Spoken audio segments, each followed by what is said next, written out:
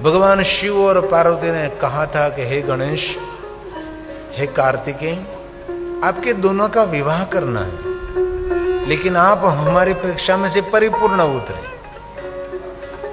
पृथ्वी की परिक्रमा करके जो पहले आए उसका विवाह हम पहले करेंगे, और बाद में आए उसका विवाह हम बाद में करेंगे। आप दोनों पृथ्वी की परिक्रमा करने के लिए निकले।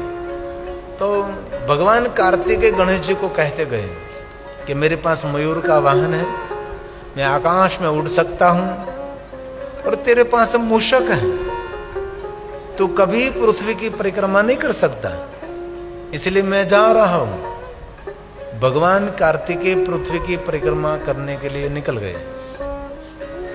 और यहाँ गणेश जी ने विचार किया कि बड़े भाई जो कार्तिकेय कह रहे तो सत्य है, मैं पृथ्वी की परिक्रमा करने के लिए निकलूं तो बहुत समय लगेगा, तो अब तो और कुछ तो मेरे से नहीं हो सकता, तो मैं चलो बैठे बैठे विचार करो, इससे तो अच्छा है कोई धर्म ग्रंथ का आश्रय करो।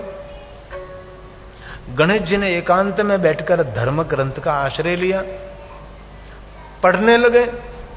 पढ़ते पढ़ते एक स्थान पर लिखा हुआ देखा कि जो पुत्र अपने माता पिता की परिक्रमा करे उसको पृथ्वी की परिक्रमा का फल मिलता है।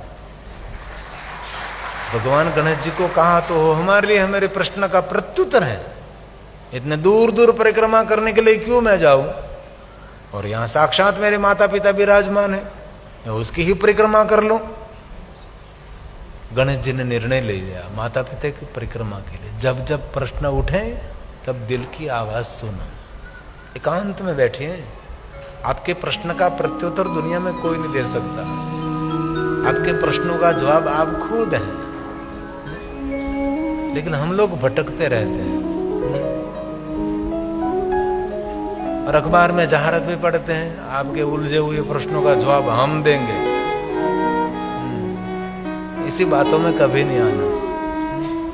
आपके सुख और दुख का कारण आप स्वयं हैं, हम स्वयं हैं ना। हमारे सुख का कारण भी हम स्वयं हैं, हमारे दुख का कारण भी हम स्वयं ही है। हमारी जीवन शैली हमारे दुख का कारण है, हमारी जीवन शैली हमारे लिए सुख का कारण है। कभी जीवन में ऐसा प्रश्न उठे, एकांत में बैठिए, शांत हो जाइए, मन के तरंग को देखते रहिए, मन में से उठते हुए विचार को सुनते रहें। कभी घबराना नहीं, कभी हताश नहीं, कभी निराश नहीं।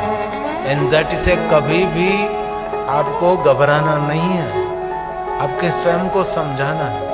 आजकल हम देखते हैं छोटे छोटे बच्चे भी एंजाइटी से बीमार हैं, विचार में इतने उलझे हुए हैं, और माता पिता का बच्चों पर इतना दबाव भी रहता है। नहीं नहीं, जीवन एक खुला मैदान होना चाहिए, इतना दबाव क्यों? जीवन जीने के लिए है, जीवन को कैद में बंद करने के लिए थोड़ा है। सबको अवकाश मिलना चाहिए जीवन जीने के लिए। कोई बच्चा तूफान करता है तो उसको शरारत करने दीजिए, वो बच्चा है, इनमें इनकी शोभा है।